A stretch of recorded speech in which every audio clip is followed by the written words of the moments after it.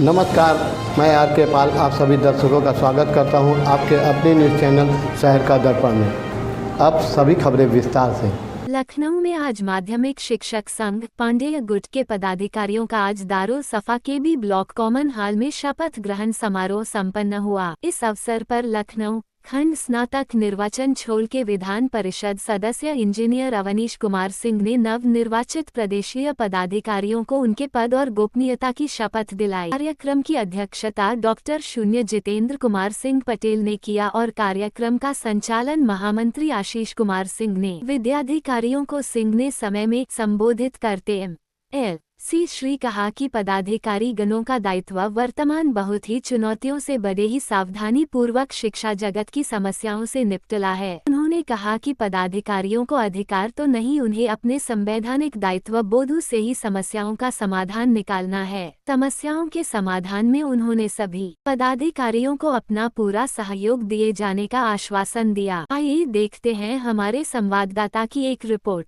आज प्रादेशिक कार्य समिति की महत्वपूर्ण बैठक प्रदेश अध्यक्ष श्री अमरदास जी की अध्यक्षता में साय 7 बजे अधिवेशन स्थल सरदार पटेल अतिथि निवास शिवपुर चौराहा विद्याचल मिर्जापुर स्थित केंद्रीय कार्यालय पर आयोजित की गई।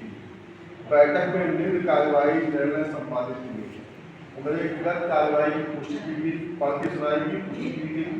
नंबर 2 महामंत्री द्वारा प्रतिवेदन तथा कोषाध्यक्ष द्वारा वार्षिक लेखा रिपोर्ट प्रस्तुत की गई। उत्तर प्रदेश माध्यमिक शिक्षक संघ का जो प्रांतीय अधिवेशन हुआ था विंध्याचल में, उसमें निर्वाचित पदाधिकारियों का शपथ ग्रहण और आगे की आने वाले सत्र की संघर्ष की रणनीति तय करने के लिए आयोजित की गई।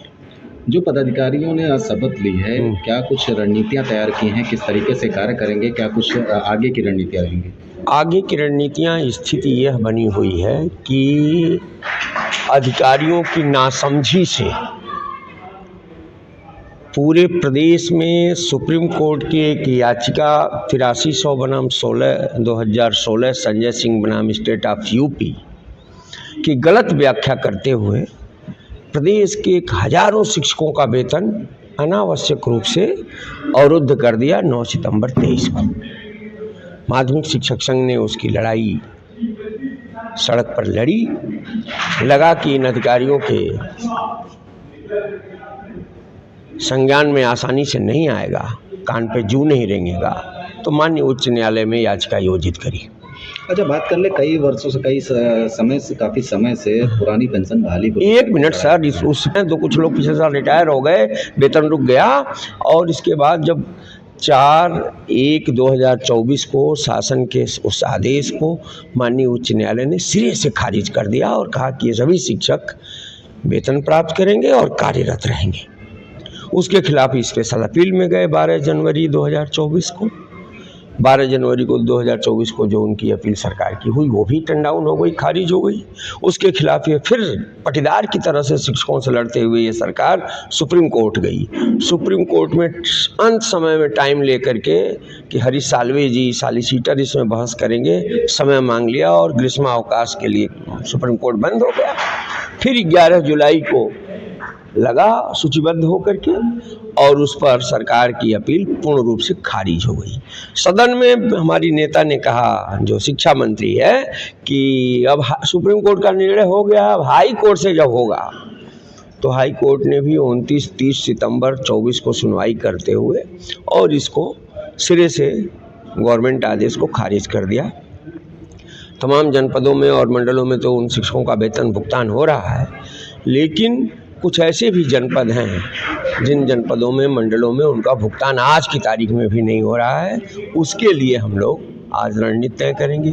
दूसरी बात, सरकार ने एक बांटो और राज करो के सिद्धांत पर काम करते हुए जो पुरानी पेंशन आप कह रहे थे, पुरानी पेंशन की लड़ाई को कुंद करने का यह कहकर के प्रयास किया कि जिन लोगों का विज्ञापन 1 अप्रैल 5 के पहले निर्गत हो चुका है या 1 अप्रैल 4 के पहले अगर सेंट्रल के हैं निर्गत हो चुका है, वो कभी भी कार्यभार ग्रहण किए हों, उनको हम पुरानी पेंशन से आच्छादित कर दे रहे हैं। तो जो एक बड़ी संख्या थी हमारी संघर्ष करने की, नए लोगों की, नौजवानों की, उसको बांटने के लिए पंक्ति भेद किया। लेकिन हम माध्यमिक शिक्षक संघ उत्तर प्रदेश पांडे गुट का यह संकल्प है कि जो भी शिक्षक कार्यरत है उसको जीपीएफ कटौती से आच्छादित पेंशन, ओपीएस तो आप लोगों यानी पत्रकारों का दिया हुआ की शब्दावली है, लेकिन जो उसकी विधिक शब्दावली है कि जीपीएफ कटौती से आच्छादित सेवा ही हमें स्वीकार है, उसके अलावा न एनपीएस स्वीकार है न यूपीएस स्वीकार है। थैंक यू, धन्यवाद। मत होइए कंफ्यूज, देखते रहिए शहर का दर्पण न्यूज़, क्योंकि खबरों की नब्ज पहचानते हैं हम। फिर अगले बुलेटिन में मुलाकात होगी, तब तक के लिए नमस्कार।